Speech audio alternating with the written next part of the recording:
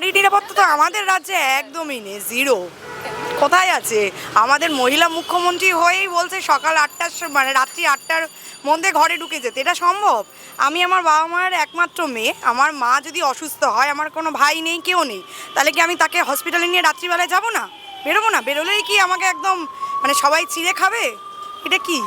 রাত বিরোধী মহিলারা বেরিয়ে কোনো নিরাপত্তা নেই। আর বলতে গেলেই তো মুখ্যমন্ত্রী বলে অন্য রাজ্যে। আরে অন্য রাজ্যে খারাপ হলে কি আমার রাজ্যে হবে? তুমি তো একটা মহিলা মুখ্যমন্ত্রী, তুমি তো নিজে মেয়ে, তাহলে সবার আগেই তার চরিত্র নিয়ে বলে। নিশ্চয়ই তার প্রেমিক ছিল, তার জন্য এটা হয়েছে। এটা কি সম্ভব?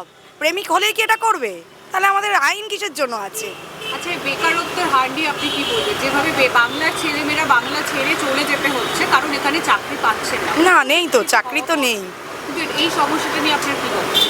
এই সমস্যা এখানে তো কিছু উনি করতেই দিচ্ছেন না। শিল্প যেটা বলে উনি এসছিলেন সরকারে, সেটা কি আদৌ কোনো শিল্পের কিছু হয়েছে?